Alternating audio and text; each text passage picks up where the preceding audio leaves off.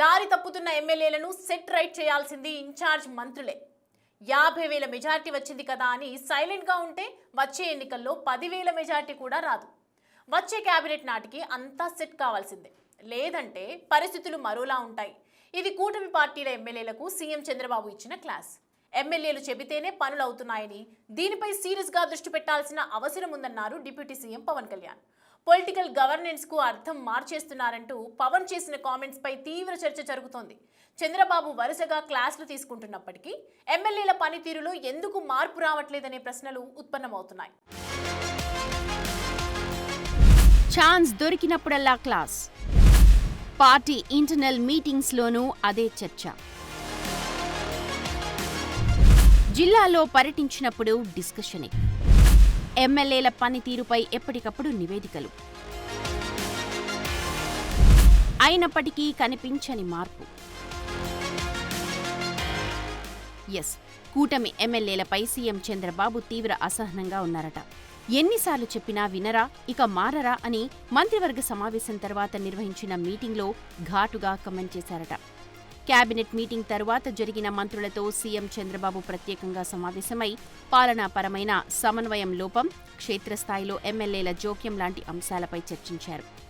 Deputy CM Pawan Kalyan చేసిన కీలక వ్యాఖ్యలతో చర్చ ఊపందుకుంది. కూటమి ప్రభుత్వం అధికారంలోకి వచ్చిన నాటి నుంచి పదే పదే చెబుతోన్న పొలిటికల్ గవర్నెన్స్ లక్ష్యంపై డిప్యూటీ సీఎం పవన్ కళ్యాణ్ తన ఆందోళనను సీఎం చంద్రబాబు ముందుంచారు. చాలా చోట్ల ఎమ్మెల్యేలు చెబితేనే పనులవుతున్నాయన్నారు.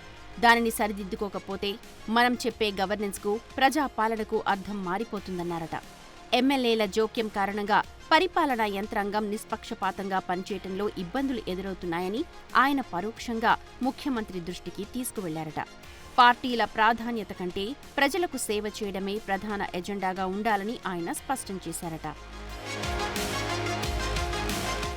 కేబినెట్ ఎజెండాలో కీలకమైన రెవెన్యూ సమస్యలు, వాటి పరిష్కారంపై చర్చొచ్చినప్పుడు పవన్ కళ్యాణ్ మరింత కీలకమైన అంశాన్ని ప్రస్తావించారట. రెవెన్యూ వివాదాలు, ముఖ్యంగా భూ వివాదాల విషయంలో కొందరు ఎమ్మెల్యేలు వేలు పెడుతున్నారని ఆయన తీవ్రంగా ఆరోపించారట. ఈ తరహా జోక్యం సమస్యల పరిష్కారాన్ని అడ్డుకుంటుందని, దీనిపై సీఎం గట్టి చర్యలు తీసుకోవాలని ఆయన కోరారట. ఈ విషయంలో ఎమ్మెల్యేలందరినీ ముఖ్యమంత్రి గట్టిగా హెచ్చరించాల్సిన అవసరం ఉందన్నారు పవన్ కళ్యాణ్. రాష్ట్రంలోని సుమారు 60-70% సమస్యలు రెవెన్యూ వివాదాలేనని, వాటిని పరిష్కరించకపోతే ప్రజల్లో ప్రభుత్వంపై చులకన భావం వస్తుందని పవన్ స్పష్టం చేశారట.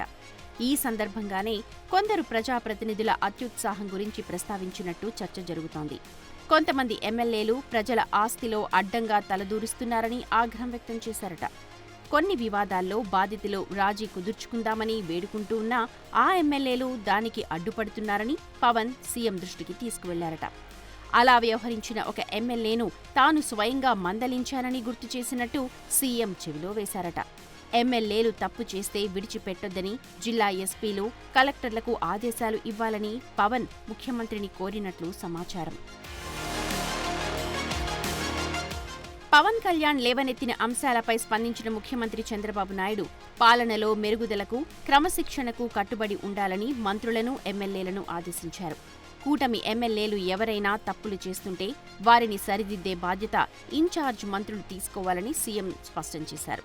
అనంతపురం జిల్లాలో ఆర్థిక మంత్రి పయ్యావుల కేశవ్ నాయకత్వంలో 400 రెవెన్యూ సమస్యలను పరిష్కరించిన విధానాన్ని ఆదర్శంగా తీసుకోవాలని సూచించారు. 50,000 మెజారిటీ వచ్చింది కదా అని సైలెంట్గా ఉంటే వచ్చే ఎన్నికల్లో 10,000 ఓట్లు కూడా రావని చెప్పారు చంద్రబాబు. కేబినెట్ మీటింగ్లోనో లేక ఆ తర్వాత మంత్రుల వద్ద సీఎం చంద్రబాబు ఎమ్మెల్యేల పనితీరును ప్రస్తావించడం ఇది మొదటిసారి కాదు. గతంలోనూ ఇలాంటి ఆదేశాలే సీఎం చంద్రబాబు జారీ చేశారు. ఆగస్టు 21న జరిగిన మంత్రివర్గ సమావేశంలోనూ సీఎం చంద్రబాబు తీవ్ర ఆగ్రహం వ్యక్తం చేశారు. గతంలో కొంతమంది టీడీపీ ఎమ్మెల్యేలు అసెంబ్లీలో అనుచిత చర్యలు, పెరోల్ సిఫార్సులు, ఇతర వివాదాల్లో చిక్కుకున్న సంఘటనలు ఈ చర్చకు దారితీశాయి. ఈ ఎమ్మెల్యేలు పార్టీ ఇమేజ్ను దెబ్బతీస్తున్నారని విమర్శించారు. గుంటూరు ఈస్ట్, అనంతపురం అర్బన్, ఆమదాల వలస, శ్రీశైలం, నెల్లూరు రూరల్, గూడూరు మొదలైన నియోజకవర్గాల ఎమ్మెల్యేల విషయాలు సమావేశంలో చర్చకు వచ్చాయి. ఇక అక్టోబర్ 3న జరిగిన మరో సమావేశంలో కూడా చంద్రబాబు ఈ అంశాన్ని పునరుద్ఘాటించారు. అసెంబ్లీలో ఎమ్మెల్యేలు చేసే వ్యాఖ్యలు, ప్రవర్తనలపై ఇన్ఛార్జ్ మంత్రులు పూర్తి బాధ్యత తీసుకోవాలని, క్రమశిక్షణ కాపాడాలని సూచించారు. మంత్రులు, ఎమ్మెల్యేల మధ్య సమన్వయం లేకపోతే ప్రభుత్వ పనులకు ఆటంకం కలుగుతుందన్నారు. 2 రోజుల క్రితం పార్టీ కార్యక్రమాల అమలుపై జరిపిన సమీక్ష సందర్భంగా సీఎం చంద్రబాబు ఎమ్మెల్యేలపై ఫైర్ అయ్యారు. 48 మంది ఎమ్మెల్యేలు పార్టీ కార్యక్రమాల్లో పాల్గొనడం లేదన్న సమాచారం ఉందన్నారు. పెన్షన్లు, సీఎంఆర్ఎఫ్ చెక్కులు, కార్యకర్తల కుటుంబాలకు బీమా సొమ్ము పంపిణీ కార్యక్రమాల్లో మంత్రులు, ఎమ్మెల్యేలు, ఇతర ప్రజాప్రతినిధులు తప్పనిసరిగా పాల్గొనాలని చంద్రబాబు ఆదేశాలు జారీ చేశారు.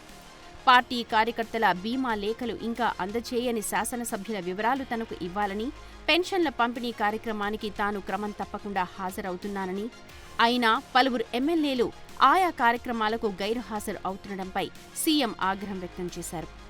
మిగతా నాయకులు బాధ్యతాయుతంగా వ్యవహరించాలని, సంక్షేమ పథకాల్ని ప్రజల్లోకి విస్తృతంగా తీసుకువెళ్లాలని పేర్కొన్నారు.